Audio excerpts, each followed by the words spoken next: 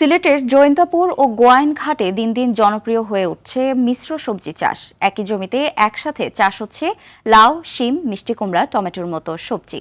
কম উৎপাদন খরচে লাভ বেশি হয় মিশ্র সবজির চাষে ঝুঁকছেন কৃষকরা। তবে কৃষি বিভাগের পক্ষ থেকে কাঙ্ক্ষিত সেবা না পাওয়ার অভিযোগ চাষিদের। সিলেটের জৈন্তাপুর থেকে সালমান শাহর পাঠানো তথ্যচিত্রে আরও জানাচ্ছেন সুলাইমান কবির। সিলেটের জৈন্তাপুর ও গোয়াইনঘাট উপজেলার বিস্তীর্ণ মাঠ জুড়ে এখন সবুজের সমারোহ।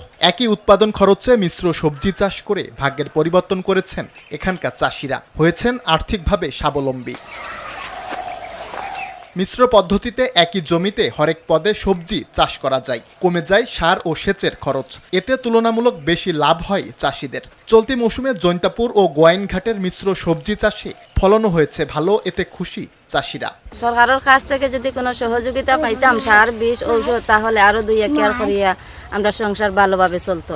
30-35 হাজার টাকা খরচ করছি, বর্তমান 1,20,000 30,000 মতন বেচছি।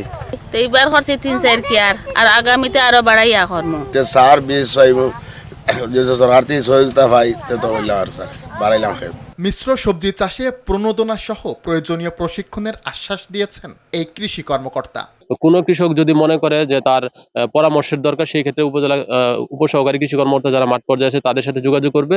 এর বাহিরেও যদি মনে করে যে না বেটার কাউকে দরকার, সেই ক্ষেত্রে আমাদের উপজেলা কৃষি অফিসে তারা প্রয়োজনীয় পরামর্শের জন্য আসতে পারে। দেশব্যাপী মিশ্র সবজি চাষের উদ্যোগ নেওয়া গেলে কৃষিক্ষেত্রে নতুন সম্ভাবনা সৃষ্টি হবে বলে মনে করেন চাষিরা। সুলাইমান কবির, RTV।